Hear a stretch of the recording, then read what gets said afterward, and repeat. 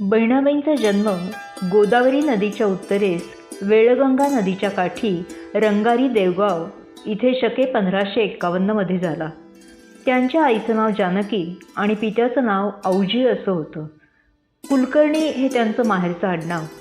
त्या काळच्या लोकरीतीप्रमाणे माता पित्यांनी त्यांचा विवाह वयाच्या 5व्या वर्षी त्याच गावापासून 5 कोसावर असलेल्या गावातील रत्नाकर पाठक नामक 30 वर्षांच्या बिजवराशी लावला. त्यांना 2 मुलं होती.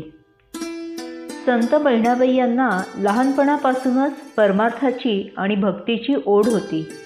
कथा, कीर्तनं, पुराणं, त्यांचं श्रवण आणि सत्पुरुषांची सेवा यात संत बहिणाबाई रमल्या होत्या.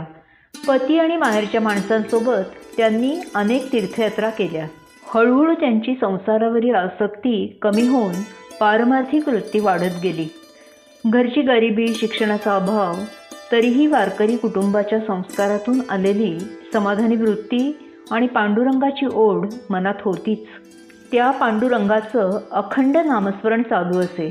शेतात काम करीत असतानाही हा भक्तिभाव अभंगांच्या रूपाने त्यांच्या मुखातून बाहेर पडत असे.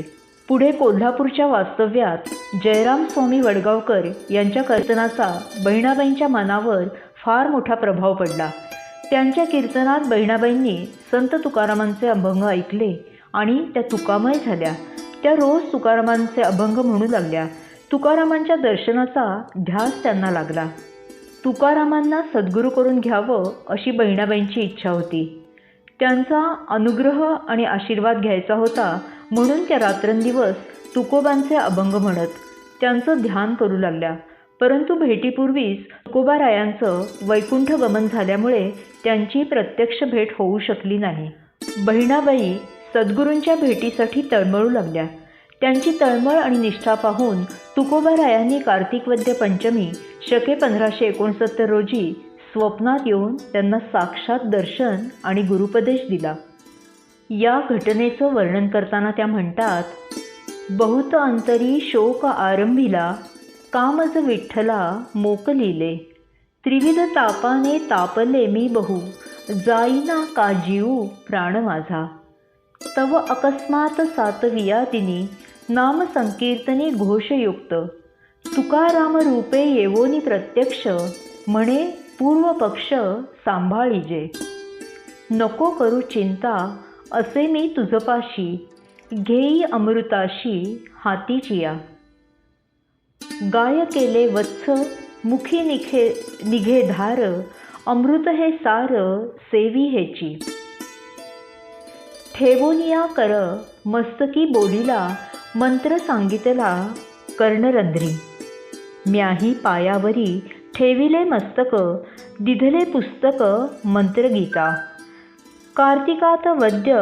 पंचमी रविवार, स्वप्नींचा विचार गुरुकृपा, आनंदले मन छिद्रुपी कोंदले, उठोनी बैसले चमत्कारे, मंत्र आठविती तुकोबा स्वरूपा, स्वप्ना माझी कृपा पूर्ण केली, अमृत पाजिले चवी अनारिसी, साक्ष ज्याची त्यासी मना माझी, बहिणी म्हणे ऐसी कृपा सद्गुरूची, तुकारामे साची पूर्ण केली, पूर्ण केली, पूर्ण केली. सद्गुरू तुकोबारायांच्या अनुग्रहामुळे बहिणाबाईंचं सारं जीवन बदलून गेलं. तथापि एका ब्राह्मण स्त्रीनी बहुजन समाजातील तुकोबारायांचं शिष्यत्व पत्करावं ही गोष्ट सनातन्यांना पटणारी नव्हती. मंबाजीने तर त्यांचा खूप छळ केला, पण त्या सद्गुरू तुकोबारायांच्या चरणाशी एकनिष्ठ राहिल्या. आपल्या गुरूंचा उल्लेख पदोपदी त्या आपल्या अभंगांमध्ये करीत. बहिणाबाई म्हणतात, तुका सद्गुरू सहोदर, भेटता अपार सुख होय, तुकाराम भेटला धन्य जिने माझे, कृतकृत्य झाले सहजची. बहिणाबाईंचा आध्यात्मिक अधिकार आणि त्यांची साहित्य रचना यांची ओळख करून घेऊया पुढील पुष्पात.